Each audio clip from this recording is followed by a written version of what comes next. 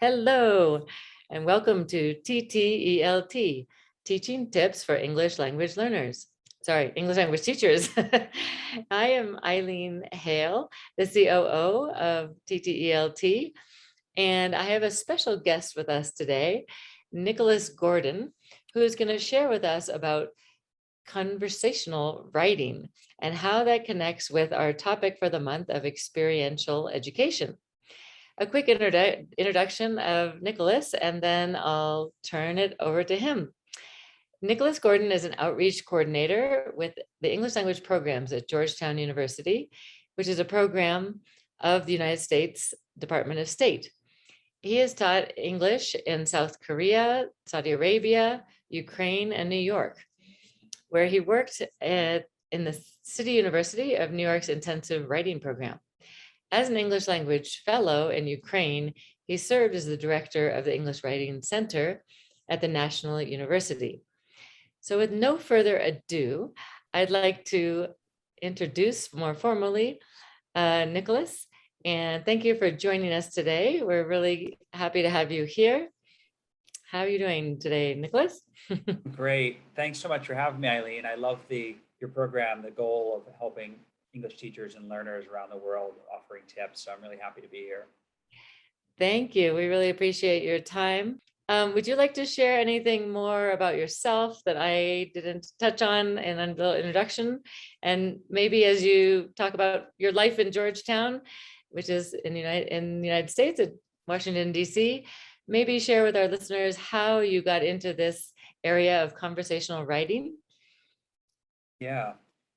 As you mentioned, I've taught for 15 years. I was in South Korea, Saudi Arabia, New York, and Ukraine. And when I was working in New York, as you also mentioned, I was in the City University of New York's intensive writing program.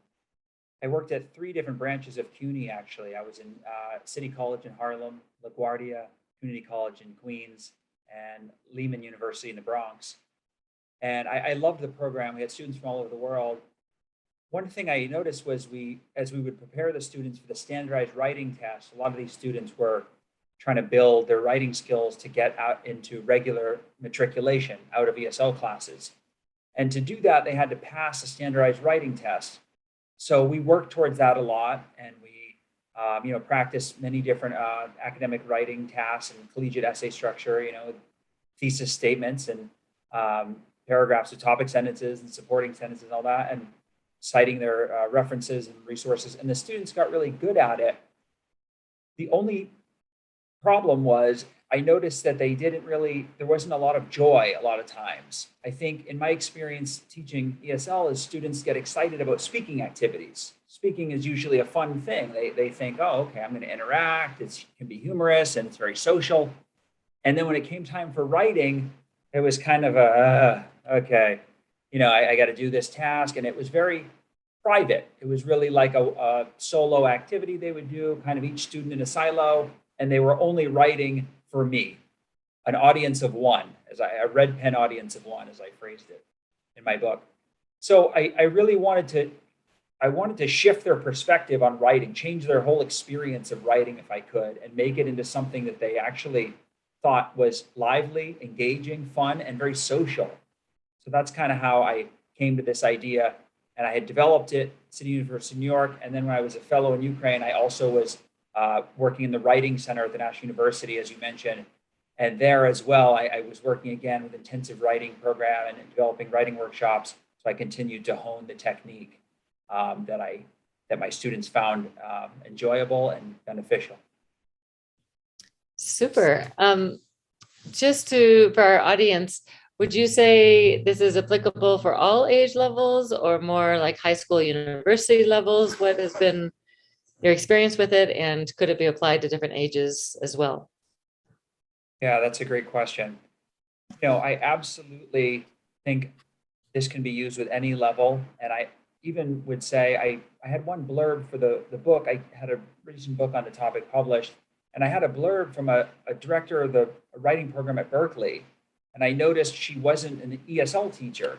So I think this is a very adaptable activity. And the good thing about it, I think any of our teachers, my colleagues, as we know, Teachers are always creating their own materials all the time. So I think this is very adaptable and that many teachers can create their own versions of it. That's what I like to encourage. It's a very DIY, do-it-yourself activity. I haven't had as much experience using it with young learners. Some of my friends and teaching colleagues piloted it for me with their younger learners and they enjoyed it as well. And in the book, I have some more challenging units that are, or in my experience, for higher level students, and then some for lower level, even working with basic verb tenses, and still it can be the conversational, the same technique and same approach. So I think it's highly adaptable depending on your level students. Super. Thanks for answering that question. And just for our listeners, can you just give a quick overview? What do you mean by the term conversational writing, and like, how do you define it? And give maybe some examples for us. What does it look like? Yeah. Well, for me, it's a double meaning. I think if we take the words at face value, conversational writing could mean, when we think of a more conversational tone, it could be a little less formal. We think of academic writing, we have very strict structural requirements and formality, which is good, and we need that. However, I think it can be helpful for students to loosen up and play with the language a little, experiment with tone and wordplay. And to do that, you can sometimes use a more conversational tone that oftentimes can mimic even social media platforms that students are chatting and commenting in. So that's the first meaning I use. The second is that it's an actual conversation. So it's the tone, kind of a relaxed style of writing where students feel free to comment any way they want. And the second is that it's an actual conversation, and that if I am writing first to one of the prompts and then I pass it to Eileen after, she's going to read what I wrote and respond to another prompt. So usually each page would have 4 or 5 prompts. There's usually a setup. For example, I might give a character who works at a strange job. I think one of them I have is a water slide tester. So I give a description of that person's job, and then I give 4 prompts related to that. So the student can choose one prompt. For example, the prompt might say, how I first got into this field. So the student's writing from the perspective of the water slide tester, and they can respond to that. And when they pass their paper, the next student would read the response of me, and they respond to another prompt in there. So the conversation is ongoing. It's based on one character or situation. I call it a sketch, and that's what teachers can create. And then there's 4 different prompts. And then so every time a student finishes one, they pass. And so the conversation is ongoing in that sense. So it makes it very interactive. It sounds like. How many people do you have? People work in groups? Yeah, it's usually, it depends on the number of prompts per page. Usually 4 or 5 is a good amount for a group. I have some longer ones. If it's just the verb tense, I think I have some with 6, but it's usually 4 to 5 is a good amount. Can you give like maybe one more example of a conversational writing prompt that could be applicable globally for something, a topic that most of us around the world can all relate to? Absolutely. Well, I think, for example, one way I've adapted this for lower level learners too, and I think that's something that everyone has experience with, is kind of our daily life and how do we spend our time. For example, with these prompts, if I would ask for the present simple verb tense, and then with each prompt, I would give them an adverb of frequency. So for example, it could say, on weekends, I often, and the student would complete the sentence, and you encourage them to add a lot of details, examples, reasons. That's a part you need to coach on a little and demonstrate for your students that they can have fun with it. They should add more explanation or anything they can put in to make it fun. So for example, on weekends, I often, in the summers, I usually, let's say, go for a walk in the park. Yeah, something like this, right? Before going to bed, I never. So they're supposed to respond. The target language would be present simple, and using those adverbs of frequency. And it's kind of a universal topic that everyone could relate to there. I also have some, if they're more social issues or topical, as you're saying, that kind of mimic the TOEFL style test. And this is for example, if you could say technology is a crisis in modern society. And then students can respond either some reasons I agree with this prompt, or some reasons why I think technology is the best part of my life. And so that you give them a variety, and then they could respond to some of the negative things about technology in daily life. So I have some more, you can tie in topical issues as well.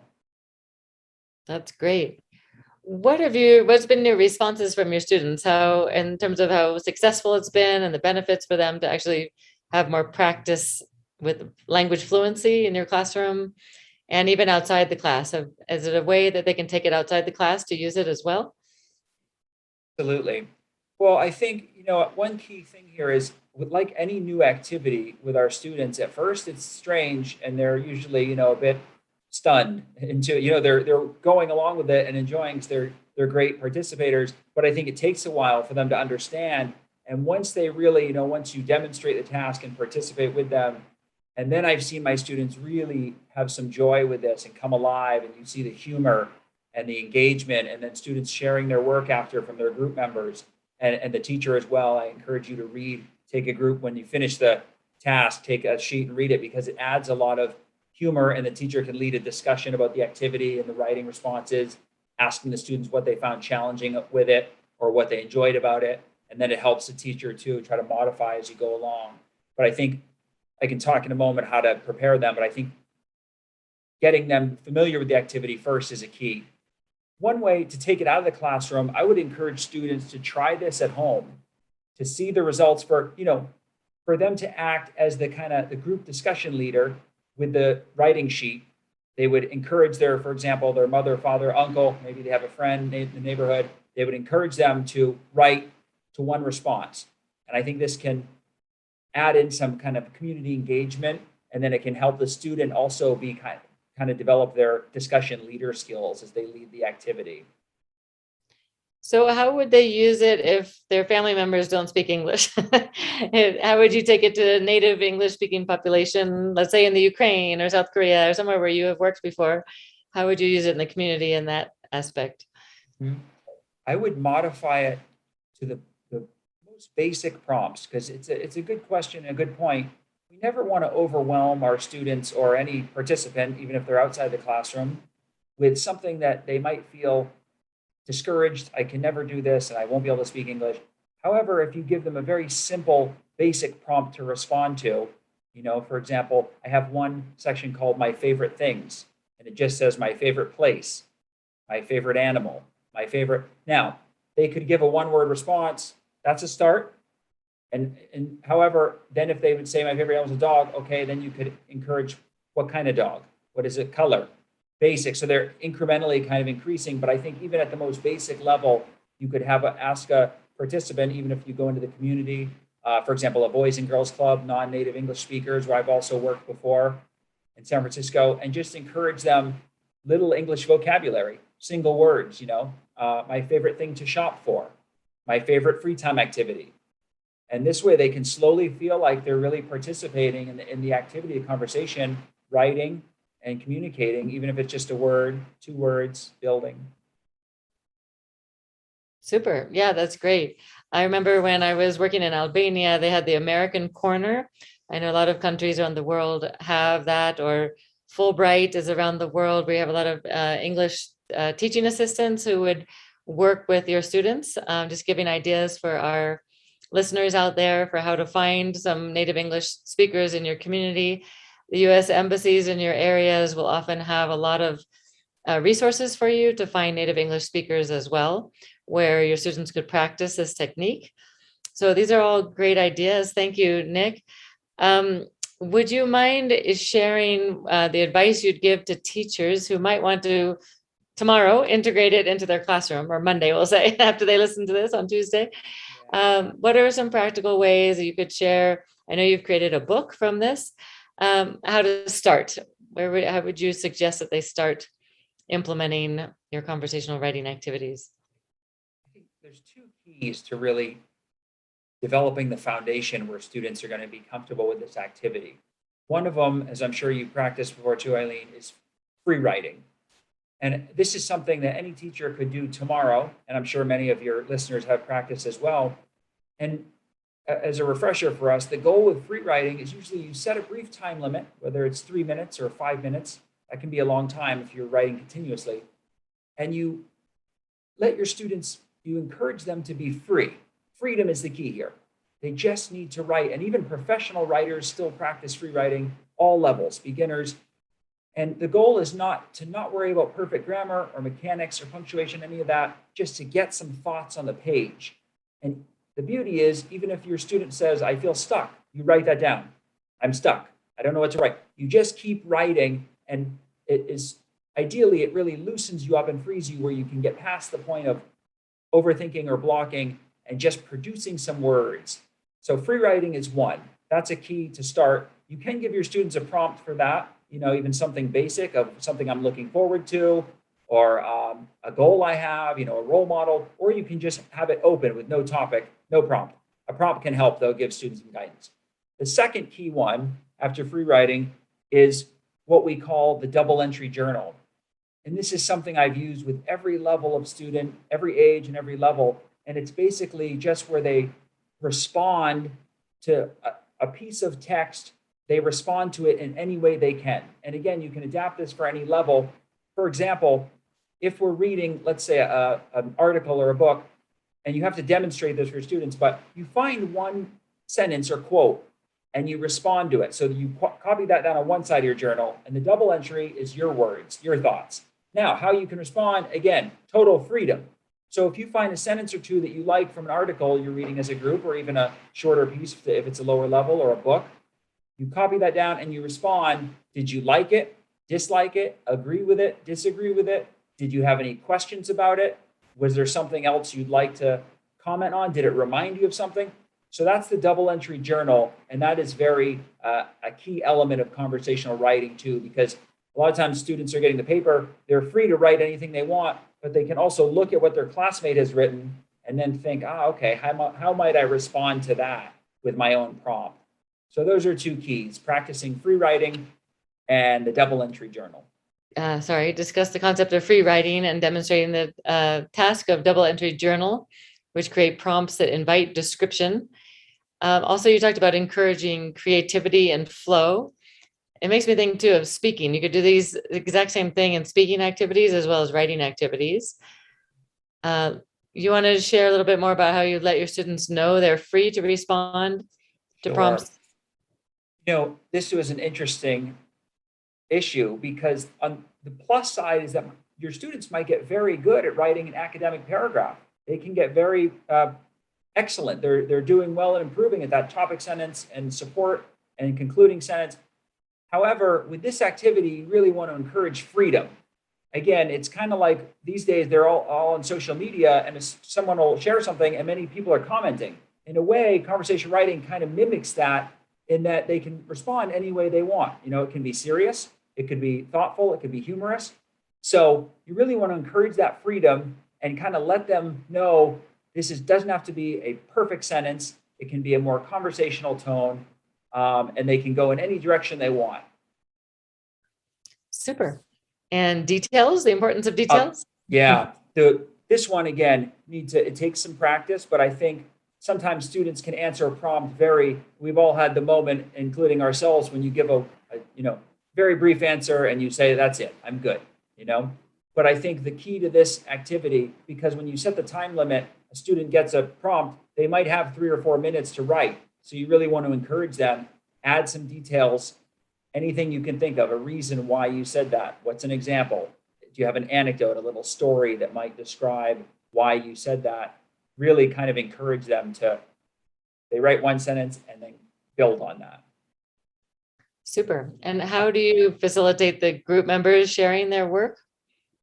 Yeah, at the end, I think after you set the time limit, this part helps because even though there's freedom, you do want to add a little bit of structure so students develop some proficiency with reading and responding to stuff still in real time, as they will have to do in standardized tests or most academic settings. So, and also it lends some pace. So you want to set a time limit, and then at the end, within the group, each group member will finish with a sheet, because usually if there's 4 group members, you want to have 4 different sheets. So each group member is responding to a different prompt each time. So at the end, you can read your prompt, your little sketch, and then read each prompt that students responded to and kind of act as the discussion leader of the group, trying to guess who wrote what or commenting on it. and then the next person could go. For example, if you were Mike Aurelian, then you'd read your sheet and go on. And here's also where I would say, finally, as I encourage, it really, I learned this later as I was doing this activity, and I realized it really changed the whole mood in a positive way. The teacher absolutely should take a group member's one of their sheets and read it to the whole class, because it really added some gravitas and some meaning and some humor to hear the teacher's voice reading the students' work. And then a lot of students were opened up to discussion on that as well. That's awesome. Thank you so much for sharing these great tips with our audience. If people want to find you, Nick, how can they find you and learn about some of your resources? Yeah, I would be happy to connect with people on LinkedIn if they want to find me on there. I'm Nicholas Gordan. I think I don't know if I shared it here, I can. On Instagram, I'm Crow Meadow. And put that into our notes for you. Sorry. Okay. And my email, I think, did we include that? I can add it too. I would love to hear from anyone with their thoughts, questions, or reflections if they try the activity. Fantastic. And you have a book that has a lot of these activities in it, correct?